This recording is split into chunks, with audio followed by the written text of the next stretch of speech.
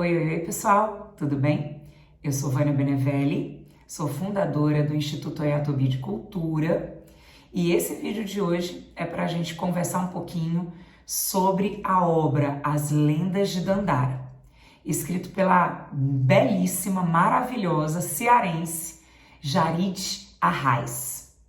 Por sinal, essa moça combina muito bem com a escrita dessa personalidade Dandara, que é uma personalidade histórica e emblemática no período do Quilombo de Palmares, né? Então, até para começar, eu vou colocar para vocês a capa do livro, porque se eu coloco aqui, ó, fica invertido, mas vou colocar a capa do livro de forma bem bonitinha para todos vocês, para que todos possam ler essa obra linda e maravilhosa. Inicialmente, gente, essa obra foi lançada em 2015, deixa eu até conferir se é isso mesmo, de forma muito independente pela Jarid. Depois, sim, em julho de 2015, tá? Depois é que ela conseguiu um apoio para relançar essa obra e ficou um espetáculo. A parte toda de ilustração, do próprio material do livro é fenomenal, de excelente qualidade, e vale a pena vocês terem essa obra. Para a gente começar a pensar por que a Jarid coloca aí, já de cara, Lendas de Dandara. Dandara é o quê? É uma personagem, uma personalidade? Eu coloquei agorinha para vocês nesse início de vídeo, que é uma personalidade histórica. Apesar da gente ter poucos documentos, registros da existência dessa mulher, por incrível que pareça. No entanto, essa ausência de documentos acaba por trazer à tona a ideia de ser uma personagem quase lendária, mística. Por isso que a Jarid acaba colocando também Lendas de Dandara aí. Um outro motivo dela colocar Lendas de Dandara é porque ela mistura aquilo que é real, factual, o fato da Dandara ter existido, com uma narrativa ficcional que enlaça, aí querendo ou não, as matrizes africanas, em especial as religiões, a mitologia africana, ok? Então a gente tem elementos aqui que são ficcionais nessa narrativa, o que é, assim, um presente para professor de língua portuguesa, já de cara. Porque a gente pode trabalhar com o nosso aluno a questão de buscar aí uma personalidade histórica e transcriar as situações vivenciadas por essa personalidade, trazendo aí elementos ficcionais, poéticos, mitológicos dentro da narrativa. E isso desperta a criatividade dos nossos alunos, ok? Então, vamos a alguns pontos aqui dessa obra. O spoiler é pouco, tá, gente? Mas tem spoiler aqui nesse vídeo, já deixo claro isso, tá? Queridos, Dandara ficou muito tempo conhecida, é muito conhecida, como a companheira de Zumbi dos Palmares. Palmares, aquele grande quilombo, emblemático quilombo, né? Na história do processo de escravidão negra no Brasil. E esse olhar muito assim de, não, Dandara só foi a mulher de Zumbi, é algo que a gente fica pensando. Nossa, mas a ausência de documentos aí em relação a Dandara, a figura tão forte de Zumbi de Palmares, né, dos Palmares, faz com que ela tenha uma sombra do que foi todo o processo de liderança do Zumbi. E no final das contas, ela foi uma mulher também muito líder. Ela foi uma mulher guerreira. Então, o que está por trás desse cenário? É um racismo estrutural? É um machismo também estrutural enraizado aí? Afinal de contas, uma mulher negra, mulher, no cenário de um Brasil ainda muito colonial, e uma mulher tão forte, tão guerreira, tão líder, ao lado de homens também muito fortes, diante de um cenário histórico-cultural de repressão, isso faz a gente pensar que esse silenciamento aí, esse apagamento da liderança de Dandara, colocando somente num patamar de lenda, num patamar de esposa ou mulher de Zumbi, faz com que a gente comece a pensar nesse racismo e ao mesmo tempo nesse machismo estruturalizado na sociedade brasileira, né? Pegando minhas colinhas aqui para poder passar para vocês pontos importantes que eu sinalizei, tá, gente? Deixar isso bem claro. Então, assim, Jarid acaba trazendo à tona de forma muito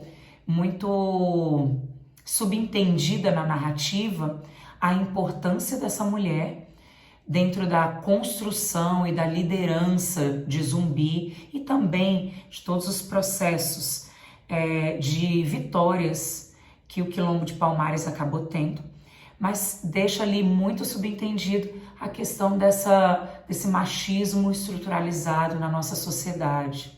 E isso mostra também a força da própria autora, né? Que é uma mulher jovem, salvo engano, ela nasceu ali no início dos anos 90, então, se eu não me engano, é 1991, no interior, no sertão do Cariri, como ela mesma se intitula. Sou uma cearense do sertão do Cariri, e ao mesmo tempo com uma força e uma leveza. É estranho colocar essas duas imagens, força e leveza aí, porque uma mulher da poesia, cordelista, uma grande contadora de histórias, representando sobretudo essa força da mulher em si, que se coloca à frente do seu tempo.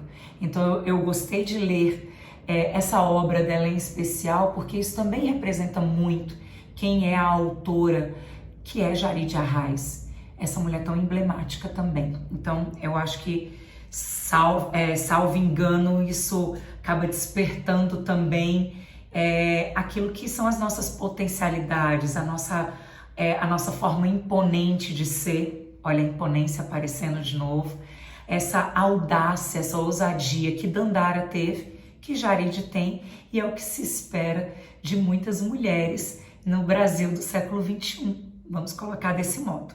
Isso acaba fortalecendo a narrativa.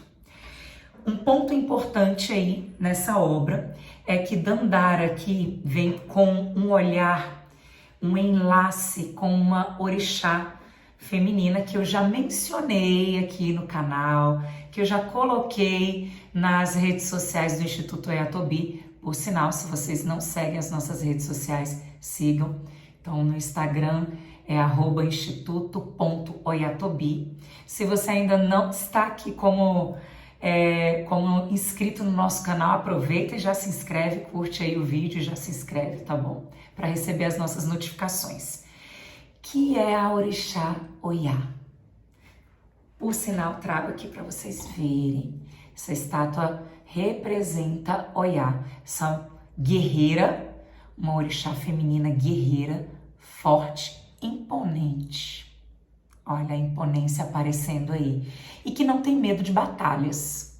Ela vai estar ao lado de Xangô, dentro do panteão africano, mas já esteve do lado de Ogum também, outro guerreiro.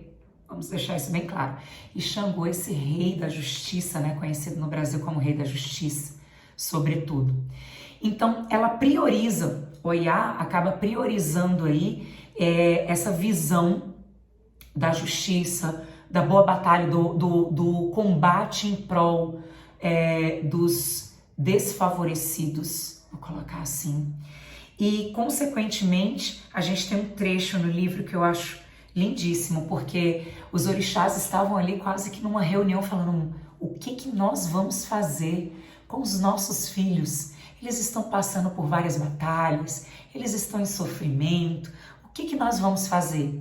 E Iemanjá deu uma ideia, Ogum deu uma ideia, Xangô deu uma ideia, e Oyá falou assim, a ganância está acontecendo ali.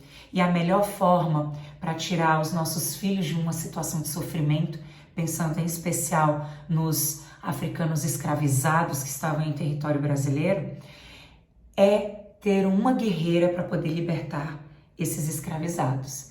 Então eu vou ter uma filha e ela vai ser a minha extensão. Olha esse trecho. Minha filha será uma extensão de mim. Repetia enquanto movimentava os braços, orquestrando a tempestade que se formava a ponto de explodir. Oiá é conhecida como a orixá das tempestades, das mudanças, do direcionamento, de não ter medo da batalha. Não é nem essa expressão que eu quero colocar. Não é não ter medo, mas é de ser corajosa para as batalhas. Porque medo, eu acho que todo mundo acaba tendo. E ela pensa em Dandara exatamente como uma extensão dela. E o interessante de pensar aí em Oiá é porque ela caminha em cenários que são muito masculinizados. Então são as batalhas, as guerras, as lutas, os treinamentos. E Dandara reflete isso na narrativa. Aos olhos da Jarit, reflete isso. Tanto que Dandara passa a olhar os treinamentos dos homens dentro de Palmares. E ela deseja aquilo. Então ela nasce como filha de Oiá, acaba tendo uma mãe adotiva que é Baiô, e essa mãe tenta ensinar todas as artimanhas do feminino, daquele cenário que é o cenário que nós já conhecemos, né? As mulheres cuidam do trançado, da alimentação, das pessoas que estão doentes, das crianças, da acolhida. Então são bem matriarcais. E Dandara não conseguia gostar daquilo. Ela fazia muito a contragosto, mas o que ela gostava era da batalha. E ela nasce com esse propósito, tanto que quando Oiá a deixa na floresta para que Baiô encontre Dandara, ela deixa claro para Dandara beber. Dandara, minha filha, seja corajosa. Então assim, não falou, não tenha medo. Não, seja corajosa. E eu gosto de pensar nesse momento, porque eu fico imaginando Oiá virando e falando assim para uma filha, né? Eu, então, que sou filha de Oiá, falo, tá com medo? Vai com medo mesmo, minha filha. Não tem conversa. Vai com medo. Então vai com a cara e a coragem. E esse retrato aqui é um retrato exatamente da audácia e ao mesmo tempo do propósito. Dandara nasceu com um propósito. O propósito que foi determinado nessa reunião entre os orixás e sobretudo naquilo que seria a fala de Oiá. Ela vai ser uma extensão minha, uma extensão de uma guerreira, uma extensão de uma mulher corajosa, de uma mulher imponente, de uma mulher que vai andar em cenários que são masculinizados, mas sobretudo ela tem de ter coragem. Então não tenha medo, eu estarei do seu lado. Ela até deixa isso dentro do texto. Eu estarei do seu lado. Nos piores momentos eu estarei do seu lado. Mas tenha coragem. Vá com a cara e a coragem mesmo. Vá com medo, mas vá com a cara e a coragem. E isso mostra muito também da personalidade de Oiá e configura, retrata a personalidade de Dandara. De que eu sonhei com a minha adaga, eu sonhei com a minha arma, essa arma curvada, e eu vou usar essa arma curvada nas batalhas.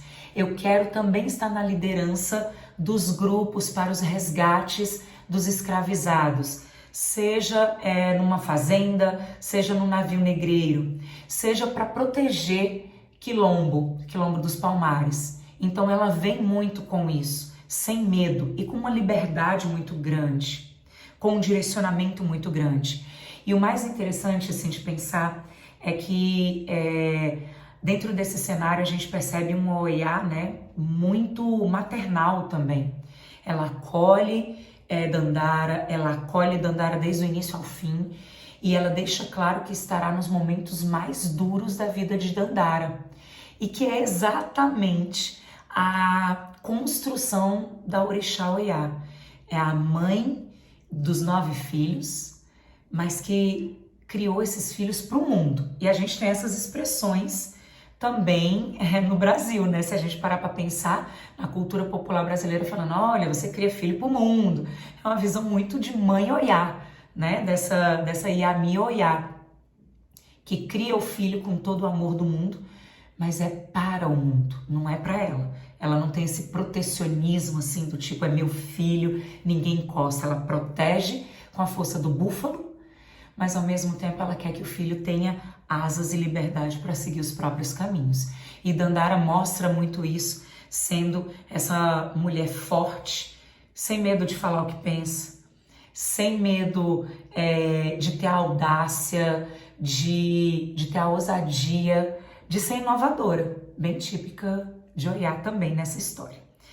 E isso também mostra a jornada dupla da mulher, né, se a gente parar para pensar, porque Dandara dentro de Palmares não deixou de fazer o trançado das cestas, não deixou de cuidar das pessoas desvalidas, né, doentes, não deixou de tentar cozinhar, mas também não deixou de ser guerreira. Então essa jornada dupla dessa figura de uma mulher muito imponente, de uma mulher muito empoderada.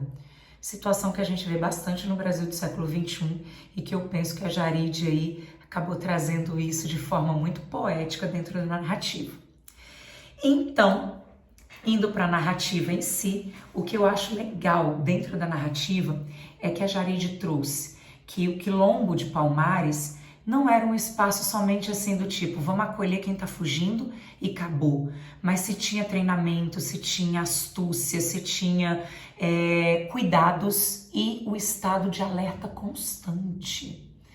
Por quê? Porque óbvio que se os senhores ali de escravos, os grandes fazendeiros, até mesmo as cidades próximas, no raio do Quilombo de Palmares, sabia que tinha um quilombo e que os escravizados fugiriam para lá, obviamente que eles iam colocar guarda para tudo quanto é lado, ia tentar caçar esses membros do Quilombo de Palmares para tentar exterminar. E Quilombo de Palmares foi um dos maiores quilombos do Brasil, se não o maior, né? E, consequentemente, teve um impacto dentro da história da escravidão negra no Brasil de forma muito significativa, a ponto do zumbi ser, de fato, a figura emblemática, inclusive, no Dia da Consciência Negra. Não é por isso que não é à toa que a gente tem o Dia da Consciência marcado aí como uma data significativa de Zumbi de Palmares, ok?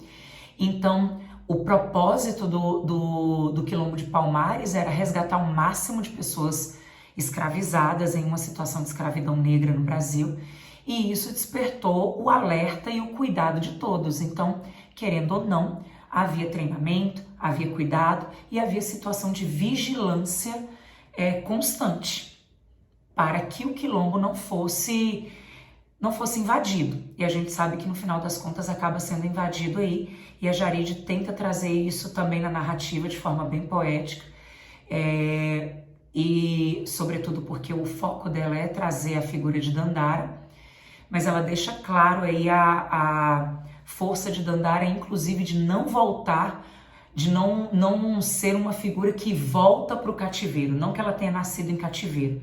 Pela narrativa da Jarid, Dandara não nasce em cativeiro, ela nasce pelo olhar e pela poesia de Oiá, da orixá Oiá, conhecida também como Inhaçã. A morte mesmo de Dandara, que é uma morte bem simbólica, do tipo resistência contra a escravidão negra. Eu me jogo de uma pedreira, mas eu não me submeto à escravidão.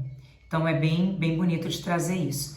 E isso mostra, sobretudo, o propósito de vida que está alicerçado também na gnose, no conhecimento, na sabedoria africana, de que nós nascemos com um propósito e que nós devemos nos preparar também para esse propósito, e que a gente sente essa voz interior mostrando para a gente qual é a nossa travessia, qual é o nosso destino. Não que a gente não possa alterar o nosso destino, mas que a gente tem uma veia que nos cativa. Não é dom, é uma veia que nos cativa, e Dandara mostrou isso muito bem. Não se intimidando com as vozes masculinas dentro do Quilombo de Palmares, não se intimidando sequer com Zumbi. Ó, isso é bonito. Tanto que Zumbi, nessa hora, acaba se aproximando da força de Dandara. Ele olha para ela e vê a imponência e admira essa imponência. A coloca do lado dele exatamente para batalhar juntos. E aí tem uma expressão que eu acho muito bonita, que combina muito com a figura de Dandara e sobretudo com a figura de Oiá, obviamente. A força dessa personagem dentro do texto, assim como é a força de Oiá dentro do panteão africano, é de força da natureza. Ninguém segura e ao mesmo tempo é admirável. É admirável com toda a imponência, com todo o direcionamento, com toda força e audácia. A força da natureza tem uma audácia que a gente se encanta, a gente como ser aqui humano, materializado, quando você vê a força da natureza agindo sobre o mundo, você fala, nossa, está além das minhas capacidades cognitivas. Então, a Dandara é essa força da natureza, que é admirada pela figura de Zumbi nessa história. E por isso que os dois tornam-se grandes lideranças dentro do Quilombo de Palmares, né? Então isso é muito bonito de se ver. E aí, dentro da narrativa, o que a gente tem? Tem o cotidiano, de fato, do Quilombo de Palmares. Então, o cuidado das crianças, o treinamento das pessoas que estavam ali, inclusive como articular a entrada em senzalas, em casarões, em navios negreiros e, sobretudo, a descrição da Jaride é algo fenomenal em relação aos navios negreiros aí em si, do cheiro dos navios negreiros, da vulnerabilidade das pessoas que estavam dentro dos navios, né, dentro dos porões dos navios, como escravizadas, e o tanto que isso impacta, sobretudo, a autoestima também dessas pessoas, a identidade dessas pessoas, e ao mesmo tempo a esperança, quando essas pessoas são levadas para Palmares como um sopro de vida,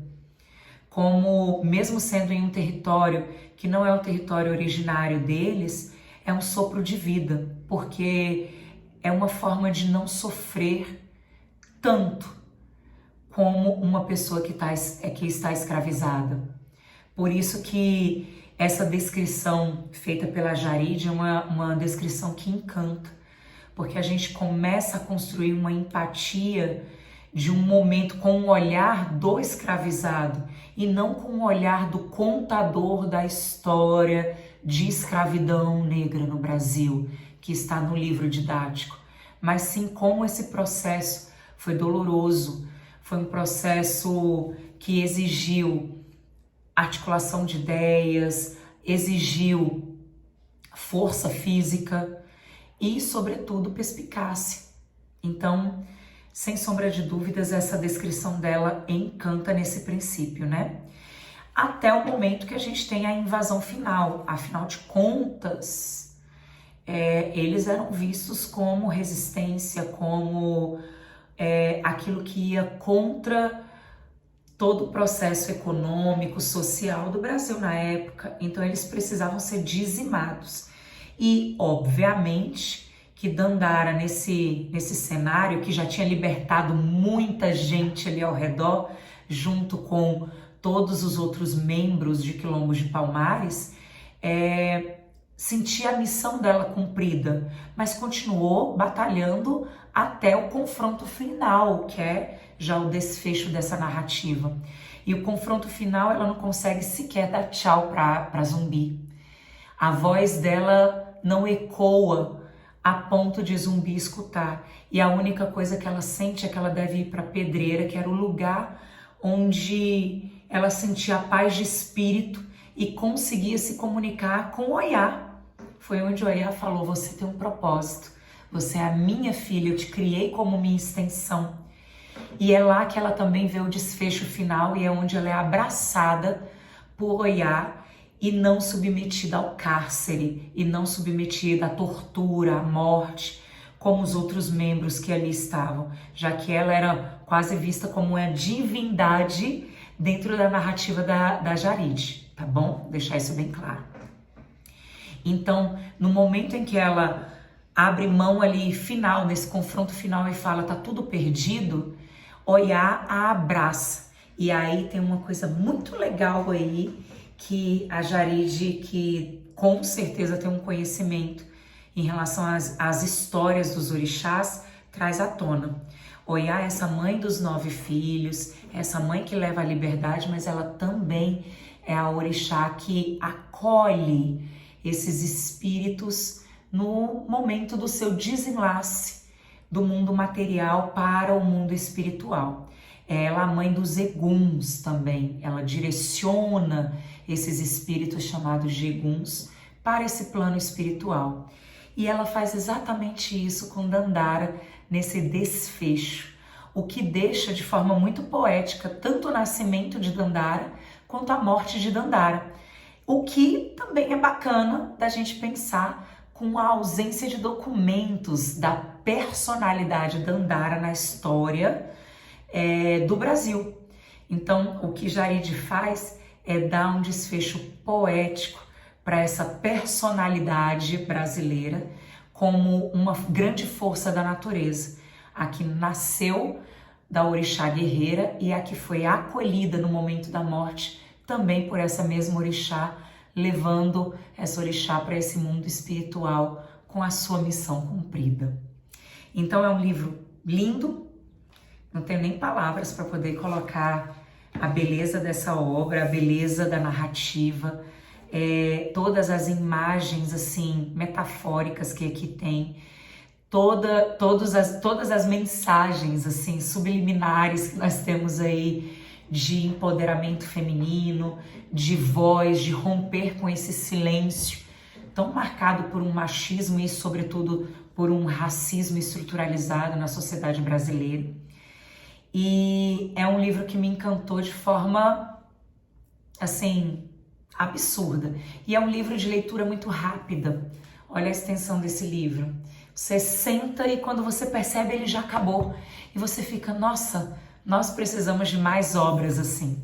Nós precisamos de figuras tão fortes aparecendo, principalmente figuras negras, femininas aparecendo nesse contexto, para que muitas pessoas se sintam representadas nesse âmbito da mulher negra, da mulher preta, dentro do cenário brasileiro.